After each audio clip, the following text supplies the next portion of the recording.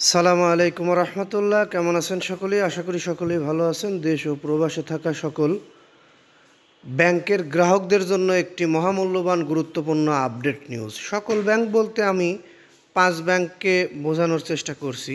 সকল ব্যাংক বলাটা যদিও ঠিক হয়নি, আমি আবারও বলছি 5 ব্যাংকের সকল গ্রাহকদের জন্য মহামূল্যবান গুরুত্বপূর্ণ আপডেট নিউজ নিয়ে আপনাদের মাঝে উপস্থিত হয়েছি। 5 ব্যাংক এক হলে গ্রাহকদের উপকার হবে নাকি ক্ষতি হবে? লাভ বেশি হবে নাকি ক্ষতি বেশি হবে? গ্রাহকরা টাকা ফেরত পাবে কবে থেকে? এই নিউজটি পুরোটা শুনলে আপনি এই দুইটি বিষয় বিস্তারিত বুঝতে পারবেন এবং জানতে পারবেন বলে আমরা আশা প্রত্যাশী। এ কারণেই বলবো এই নিউজটি একটু ধৈর্য সহকারে ভালোভাবে মনোযোগ দিয়ে শুনবেন এবং দেখবেন। আরেকটি কথা আমি বলে নিউজটির মধ্যে ঢুকবো, সেটি হচ্ছে যারা এখন পর্যন্ত নিউজটি দেখলেন তাদেরকে একটি রিকোয়েস্ট করব, সেটা হচ্ছে আমাদের এই নিউজে একটি লাইক দিয়ে দেবেন, কারণ আপনাদের একটি লাইকের ফলে আমরা পরবর্তীতে এরকম ধরনের ভিডিও তৈরি করতে আগ্রহী হই। আর যদি পরবর্তীতে আমাদের এরকম নিউজ পেতে ইচ্ছুক হন তাহলে চ্যানেলটি সাবস্ক্রাইব করে বেল বাটন অন করে রাখতে পারেন।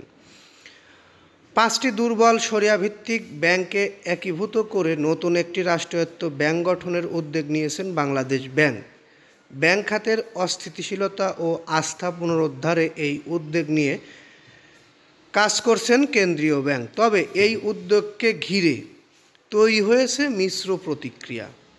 অর্থনীতিবিদদের একাংশ বলছে এতে পরিচালনায় ব্যয় ও প্রশাসনিক জটিলতা কমবে। তবে দুর্বল ব্যাংকের দায় শক্ত ব্যাংকের ঘাড়ে চাপলে ক্ষতিটি আরও অস্থিতিশীল হতে পারে। অর্থাৎ এই 5 ব্যাংক একীভূতকরণের কারণে লাভ এবং ক্ষতির বিষয়ে দুই পক্ষের দুইটি মতামত। দুই পক্ষ কারা? যারা অর্থনীতিবিদ এবং এই বিষয়ে বিশেষজ্ঞ, তারা এই বিষয়টি নিয়ে কথা বলেছেন এবং বলেছেন তারা দুই পক্ষ দুইটি মতে কথা বলেছেন। দুইটি মত কি? দুইটি মত হচ্ছে একজনের মত বা এক পক্ষের মত ভালো হবে এবং অন্য পক্ষের মত এটি আরও খারাপ হতে পারে, বাংলাদেশের ব্যাংক খাতগুলো আরও দুর্বল হয়ে যেতে পারে সবল ব্যাংকগুলো, বা দুর্বল ব্যাংকগুলোর চাপ সবল ব্যাংকগুলোর কাঁধে পড়তে পারে। অন্তর্বর্তীকালীন সরকার অনুমোদন দিয়েছেন এই 5 ব্যাংক একীভূত করার, এবং এই 5 ব্যাংক একীভূতকরণের সঙ্গে সঙ্গে সরকারের পক্ষ থেকে 30,000 কোটি টাকাও ব্যাংকগুলোকে আমানতের জন্য দেওয়া হচ্ছে। এখন বিষয়টি প্রায় 40,000 কোটি টাকা লাগবে, আর 10,000 কোটি টাকা তারা অন্যভাবে ম্যানেজ করবে বা যে কোনোভাবে ম্যানেজ করে গ্রাহকদের আমানতের টাকা কিছু কিছু করে ফেরত দেবে। সেই টাকা ফেরত দেওয়ার বিষয়টি নিয়েও আমাদের কিছু তথ্য রয়েছে। সেগুলোর ভিতরে মূল বিষয়টি হচ্ছে কাজ শুরু হয়ে গেছে ব্যাংকগুলো একীভূতকরণের। সেই লক্ষ্যে হয়তো আপনারা চলতি মাসের মাঝামাঝি থেকে আপনাদের আমানতের কিছু পরিমাণ টাকা, কিছু পরিমাণ বলতে সেটি উল্লেখ করা হয়েছে, সেটি হচ্ছে 2 লক্ষ টাকা সর্বোচ্চ এবং 2 লক্ষ টাকার নিচে যাদের আমানত রয়েছে তারা তাদের ব্যাংকের আমানতের পুরোটাই তুলতে পারবে।